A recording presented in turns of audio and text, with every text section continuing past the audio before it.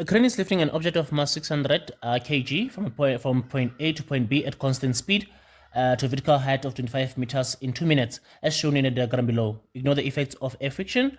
Calculate the work done by the crane to move the object from A to B. Now, before we calculate the work, let's see here. The work done by the crane will be equal to the force applied by the crane, the displacement multiplied by cos of the angle between the force and the displacement there. So let's get the angle out of the way by drawing the free body diagram here. The free body diagram that you're going to have here is the applied force, the force applied on the object there by the crane, and the gravitational force downwards there. The only two forces that are going to be acting in that case there. Now, the object will be going upwards. That means that the displacement will be upwards as well. So the force is upwards, the displacement is upwards. The force and the applied force and the displacement are in the same direction. That means the angle between them is 0 degrees there, if they're in the same direction there.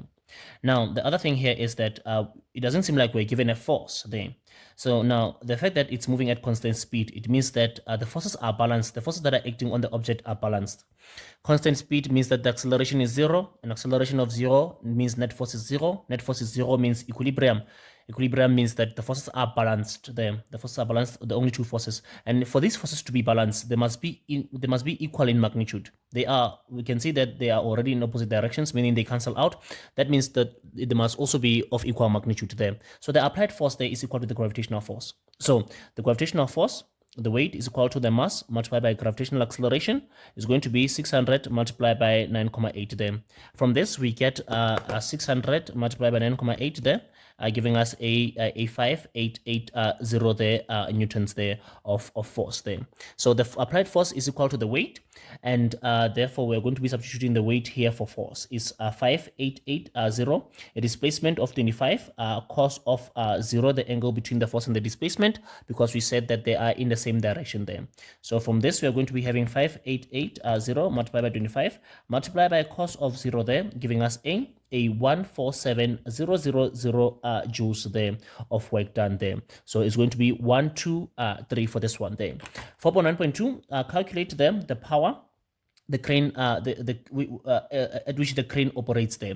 So for this, we have work and time, but the time is not in SI units there. Our time is in minutes there. We have 2 minutes. What we must do with 2 minutes is that we must multiply the minutes by 60 to convert that to seconds there, because we have 60 seconds in a minute. So 2 minutes will be equal to 120 seconds there. So we are going to be having power equal to work over time, the rate at which work is done. So we are going to be having work of 147,000 divided by a time of 120 there, giving us that answer of ours. Just divided by 120, divided by 120, 147,000 divided by 120 there, it gives us a 1225 watts there.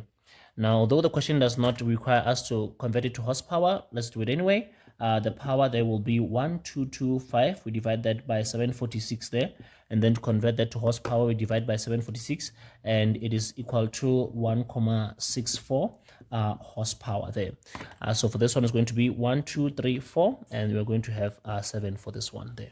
Okay.